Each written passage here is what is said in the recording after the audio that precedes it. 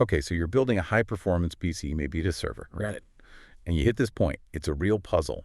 How do you pick storage that's, super fast, but also totally reliable, like really reliable, without those awful, unexpected problems popping up? That's what we're diving into today. Yeah, it's such a critical question because the stakes, well, they're pretty high. We're talking demanding setups, I think Proxmox clusters, maybe a high-end gaming rig, or even those tiny mini PCs where everything has to work perfectly. Exactly. And the core need, it's not just about raw speed, it's about stability, rock solid stability, because a system isn't fast if it keeps locking up or, the drive just That's disappears. such a key point. And, well, it brings us right to a drive that's caused a lot of chatter lately. Right? The Samsung 990 Pro. I mean, you look at the specs on paper, and wow, sequential reads up to 7,450 millibeats, writes at 6,900 millibeats, looks incredible. That's a dream, right? Totally. But then you start hearing the stories, these widespread issues, especially those random drop-offs.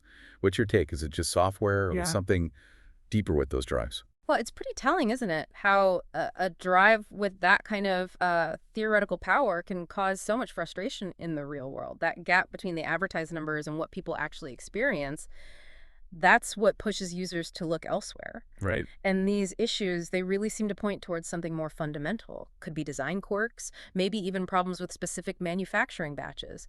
We've seen it affect the 1 and 2 terabyte models too, not just the big 4TB ones.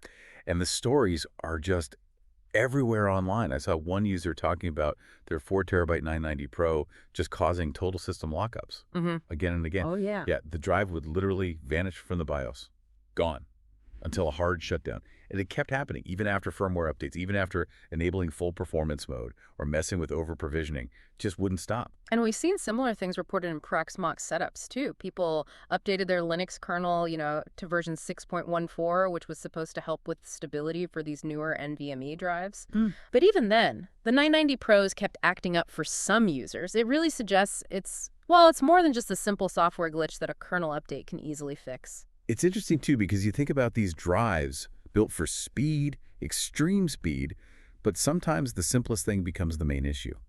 Heat. Yeah. Heat management.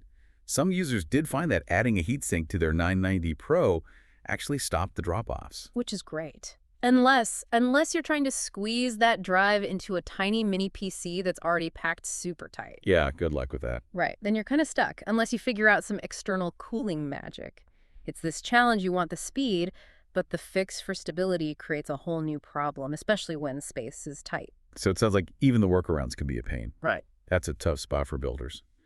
And faced with all this frustration, users didn't just ditch performance, did they? They started looking, actively searching for drives that promise both speed and reliability. Exactly, and that demand, that need from users, it's basically forged this new lineup of NVMe SSDs, we're calling them the champions, Eh. drives that really deliver on both performance and stability. Okay, let's talk about these champions. Where should we start? Maybe with one that keeps getting called the ultimate all-arounder. Let's do it. These new options, they really balance that raw speed with durability, with value, and they work for all sorts of uses, from gaming to serious server stuff. So first up, the WD Black SN850X. This is the one people call the all-around triumph. It's PCIe 4.0, and it consistently gets great reviews. For sequential speed, you're looking at up to 7,300 milligabytes read, 6,600 milligabytes write. Pretty darn fast. Yeah, and what's really key, especially if you're running Proxmox or dealing with virtual machines, is its random performance. It hits up to 1200K IOPS read and 1100K IOPS write. Now, IOPS, that's input-output operations per second. Think of it like the drive's ability to juggle lots of small random requests at once. Like multitasking. Exactly. And for Proxmox, where you've got multiple operating systems all hitting the disk with tiny random reads and writes constantly, high IOPS are, well, they're the secret sauce. That's what keeps everything feeling smooth, even when the system's working hard. Benchmarks even show it loading games like Shadow of the Tomb Raider in just 6.7 seconds, faster than a lot of competitors. And reliability. It's got to be top-notch for a champion, right? Absolutely. It comes with a solid 5-year warranty and a 1200 TBW rating for the 2 terabyte model. TBW, terabytes written, that tells you about its long-term endurance, how much data you can write before it might wear out. 1200 is very respectable. Okay. And it has an optional heatsink version, too. Good for, say, A PS5 or maybe a hotter PC case. Yep. Though for those really compact mini PCs, you'll probably still want a low-profile heatsink, not the standard one, but the option is there. And price-wise, around $156 for 2 terabytes. Pretty compelling value. So what makes it stand out? I think the SN850X really shines because it's not just fast bursts, it's the consistent random performance, especially under sustained load. For virtual machines, that basically wipes out storage bottlenecks. It's the difference between a VM that feels instant and one that feels like it's, wading through mud. Okay, solid all-arounder. Now, if the SN850X is the reliable workhorse, what's next? You mentioned an innovator. Right, our next champion, the SK Hynix Platinum P41. This one, it was kind of a quiet breakthrough performer when it launched. It didn't just meet expectations, it kind of smashed records, really shifted what people thought a PCIe 4.0 drive could do. Sequential speeds are 7,000 millibeats read, 6,500 millibeats write. Okay, so slightly different numbers, but still very fast. What was the big deal then? Well, what's really insightful that the P41 isn't just those peak speeds. It's how it hit record benchmarks in things like PCMark 10 and 3D Mark storage without the heat issues or the reliability problems that some competitors were having. Yeah, so performance and stability. Exactly. It set a new bar for set-it-and-forget-it performance in really demanding situations. Plus, for Proxmox users, or anyone worried about data security, it's got 256-bit AES hardware encryption built in. That's crucial for securing VMs. And, most importantly, unlike the 990 Pro, 0 reports of those drop-off issues. Nice. Does it come with any software? It does. SK Hynix includes their system migration utility, which is handy for cloning your old drive, and an Easy Drive Manager tool. Add some practical value. Price is competitive too, roughly $140 to $160 for the 2TB version. Any catches? The main thing is it doesn't come with a heatsink pre-installed, so you'll definitely want to add your own, probably a low-profile one, especially if it's going into a compact Proxmox node that might run a bit warm. Gotcha. So record-breaking speed, security, reliability. Sounds like a strong contender. Definitely. It's that blend of top-tier performance and a solid software package that makes it a real breakthrough, especially as a reliable alternative to some of those more problematic drives. Okay, champion number 3. You call this one the crucial T500, the balanced innovator. What's the story here? This is another PCIe 4.0 drive that I think just nails the balance, really well-rounded. Sequential reads up to 7,400 millibytes, writes up to 7,000 millibytes. So right up there with the fastest. Interesting. I saw it actually beats the 990 Pro in some game loading tests. Yeah. That's surprising, isn't it, given the 990 Pro's slightly higher advertised speeds? How does it manage that in the real world? Yeah, it's impressive. A big part of it is probably its random read-write performance up to 1180K read IOPS and a massive 440K write IOPS. That's huge for handling lots of small operations, like in Proxmox clusters running multiple VMs at once. Okay. Plus, its architecture is Cree, uses a full DRAM cache, not DRAMless, and high-quality 232-layer TLC NAND flash. That combination really helps maintain high performance even during long, sustained operations or when the drive starts to fill up. That consistent access, that's where it can pull ahead in real-world tasks like loading complex game levels. That makes sense. And thermals. They thought about that too. There's an optional heatsink version, and it only adds about $10 to the price of the 2TB model, which is around $150. That heatsink version is PS5 compatible, and it's low profile enough for many mini-PCs. And reliability checks out. Seems so. Standard 5-year warranty, 1200 TBW rating, same as the SN850X. And crucially, no reports of drop-off issues. Seems like a much safer bet compared to the 990 Pro saga. So, fast, good thermals, reliable, reasonably priced. Yeah. Sounds like a really versatile pick. Exactly. That blend of speed, cost-effectiveness, and thermal management makes the T500 a great choice for gamers and Proxmox users who want innovative tech that just works. All right, moving on. Sometimes performance is great, but the budget is tight. Is there a champion for value? Absolutely. That brings us to the Lexar NM790, the budget victory. If you're looking for, incredible bang for your buck without giving up too much speed, this PCIe 4.0 drive is a real standout. Okay, what kind of performance are we talking? Surprisingly good. Sequential reads up to 7,400 millis and writes up to 6,500 millibs. That puts it right in the mix with some of the premium drives we just talked about. Wow. How do they do that at a budget price? What's the trick? It's pretty clever, actually. It uses a DRAM-less design, but instead of just being slow, it uses something called host memory buffer, or HMB technology. HMB. What's that? Think of it like this. Instead of the SSD having its own expensive chunk of dedicated RAM on board for caching mapping tables and stuff, HMB lets it borrow a tiny slice of your computer's main system RAM for that job. Ah, okay. It's a smart way to cut manufacturing costs significantly while still keeping performance pretty high for most everyday tasks. That's why you can often find the 2TB NM790 for around $120 to $130.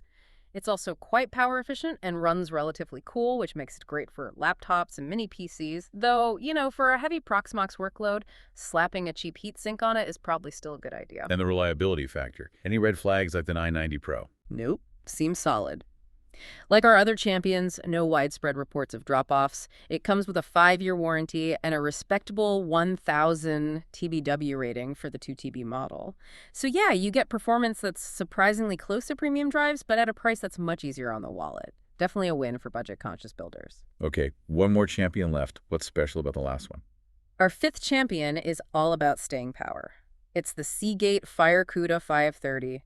The endurance jackpot. If you need a drive that's built to absolutely last, this is the one. The 2TB model boasts an incredible 2,550 TBW rating. Whoa, 2,550 TBW. That's huge. Put that in perspective. How much writing is that? Could that drive actually outlive the rest of the PC, even in a server? Oh, absolutely. That kind of endurance means you could, theoretically, write 2 terabytes of data every single day for over 3.5 years before you even approach that TBW limit. It's seriously robust, built for the long haul. Okay, impressive endurance. How's the speed? Still very much PCIe 4.0 performance. You get 7,300 millibeats read and 6,900 millibeats write. It's particularly good at handling lots of small file operations, which again is really beneficial for Proxmox VMs that are constantly accessing little bits of data. Any other features? Like some others, it has an optional heatsink version.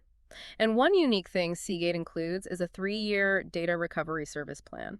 So if the worst happens, they'll try to recover your data. It's a nice bit of extra peace of mind. What about cost? That endurance must come at a premium. It's a bit pricier, yeah. Around $170 for the 2TB model. But if you have a workload that involves tons of writing, think maybe a Ceph storage cluster in Proxmox or heavy video editing, constant logging, that extra cost for the massive endurance is absolutely justified. It also uses a proper DRAM cache for consistent performance and, again, no reported drop-off issues. That high TBW rating really makes it a jackpot for write-heavy scenarios. Okay, so we've seen the problems, particularly with the 990 Pro, and we've got these 5 champions as strong alternatives. Let's maybe pivot now to some key takeaways. What should people really keep in mind when choosing their next NVMe drive? Right. I think the first and maybe the biggest lesson comes straight from that whole Samsung 990 Pro situation. Reliability over raw speed. Yeah, that seems crystal clear. You look online and people tried the firmware updates. They tried kernel tweaks like Linux 6.14, and for some it helped a bit maybe. But the fact that drop-offs persisted for many suggests the problem runs deeper. Exactly. So you really need to prioritize drives with a proven track record for stability based on user feedback. Drives like the WD Black SN850X or the SK Hynix P41, where the community consensus is these just work, no drop-offs. What else? We touched on heat earlier. Yeah, thermal management is huge. Heat is just a killer for electronics, especially these super fast PCIe 4.0 NVMe drives that can really crank out the watts. We saw adding heat sinks sometimes help the 990 Pro. But tricky in small cases. Right. So your best bet is to either choose a drive that offers a good optional low-profile heatsink, like the Crucial T500 or the WD SN850X, or just make absolutely sure your case has decent airflow moving over the drive. And for Proxmox users specifically, it's worth double-checking your ASPM settings. ASPM, Active State Power Management. How does that play in? Think of ASPM as a power-saving feature. It lets components, including the SSD, go into low-power sleep states very aggressively to save energy, which is great for a laptop battery, but in a server that needs instant response. The drive might be too slow waking up. Exactly. It might go to sleep too quickly, and when the system needs it right now, it takes a fraction of a second too long to wake up, causing a hiccup or appearing to drop off momentarily. That can lead to those frustrating freezes or errors in Proxmox. So sometimes tweaking or disabling aggressive ASPM states for the storage controller can improve stability in server environments. Good tip. Okay, another thing people talk about is the type of memory chip used, TLC versus QLC. Can you break that down quickly? Sure. So NAND flash memory stores data in cells. TLC, or triple-level cell, stores 3 bits of data per cell. Think of it like a sturdy 3-lane highway, pretty fast, pretty durable. Most of the champions we discussed, like the SN850X and T500, use TLC. Okay. QLC, quad-level cell, crams 4 bits into each cell. It's like trying to squeeze more cars onto fewer lanes. QLC is cheaper to make, so QLC drives usually offer more storage capacity for less money. But the trade-off is generally lower performance, especially during sustained write operations, and lower endurance. They wear out faster than TLC drives. So for demanding stuff like gaming or running VMs in Proxmox? TLC is generally the way to go. You get better sustained performance and better long-term reliability. You see a lot of users online, especially those running servers or high-performance gaming rigs, strongly recommending TLC drives because they've seen QLC drives struggle or fail under heavy load. Makes sense. What about enterprise versus consumer SSDs? Do regular users need to think about those super expensive enterprise drives for something like Proxmox? It comes up sometimes. People might suggest drives like, say, an Intel Optane M10 or a Samsung PM9A3 for Proxmox because they're built for server environments, often with even higher endurance ratings. The Optane M10, for instance, is actually pretty budget-friendly for what it is, and it's fantastic as like a super fast boot drive or for caching, but its capacity is usually quite limited, maybe 128 gigs max. Right. The Samsung PM9A3, you can get those in 1 or 2 terabyte sizes, and they offer true enterprise durability, but they cost significantly more than consumer drives. So the bottom line. I think for most users, even running a home Proxmox server or a high-end gaming PC, the top-tier consumer drives, we talked about the T500, the NM790 for budget, the SN850X, are absolutely sufficient. They hit a much better sweet spot of performance, reliability, and cost. Don't feel like you have to overspend on enterprise gear unless you have a very specific, incredibly demanding workload that genuinely needs it. Okay, good to know. Now, looking ahead, what about the really cutting-edge stuff? PCIe 5.0 and beyond. Are we all going to need those soon? Well, PCIe 5.0 drives are definitely here, and they are fast. We're seeing drives like the crucial T705 hitting, 14,500 millibits read speeds, absolutely insane numbers. Yeah, but they come with some serious caveats right now. First, cost. A 2 TB PCIe 5.0 drive can easily run you $300 or more. Second, heat. They generate massive amounts of heat, requiring large heat sinks or even active cooling fans. And third, you need a compatible motherboard and CPU platform to even use them at full speed, which many systems, especially mini-PCs, just don't have yet. So for most people right now. PCIe 4.0 is absolutely the sweet spot. It offers fantastic performance, much better thermal characteristics, broader compatibility, and way better value. PCIe 5.0 is exciting technology for sure, and prices will come down, thermals will improve, but for today's 1-2 TB upgrades for gaming or Proxmox, PCIe 4.0 is where it's at. Keep an eye on 5.0, though. That's where the next big leap will eventually happen. Okay, let's wrap this up then. We've covered a lot of ground. Yeah, let's bring it all back. Choosing the right 1 to 2 terabyte NVMe SSD, it really isn't just about chasing the highest number on the box. It's about getting that seamless, reliable experience that actually empowers whatever you're building your Proxmox cluster, your gaming PC, that tiny mini PC. Then the champions we discussed, the WD Black SN850X, the SK Hynix Platinum P41, the crucial T500, the Lexar NM790, and the Seagate FireCuda 530, they really stand out because they address those pain points we saw with drives like the 990 Pro. Exactly. They tackle the drop-off issues, they offer better thermal solutions or options, and they deliver that combination of speed and stability that users are actually looking for. So, quick recap on recommendations. Sure. For Proxmox users needing endurance or good thermals, the SN850X and especially the FireCuda 530 are excellent choices. Gamers. You'll probably love the T500 for its blistering speeds and balanced design. Budget conscious. Can't beat the Lexar NM790 for value. Near premium speed at a great price. And if you just want top-tier, record-setting performance with proven reliability and are willing to spend a bit more, the SK Hynix P41 is a fantastic premium option. Whichever path you take, these drives seem poised to really unlock that potential, giving you a system that's both fast and dependable. So the final thought to leave you with. As you look to upgrade, think about what really matters most for your specific setup. Is it pure raw speed? Is it rock-solid reliability above all else? Or is it managing heat in a tight space? What aspect of performance reliability, speed, or thermal efficiency will truly define the next champion in your system?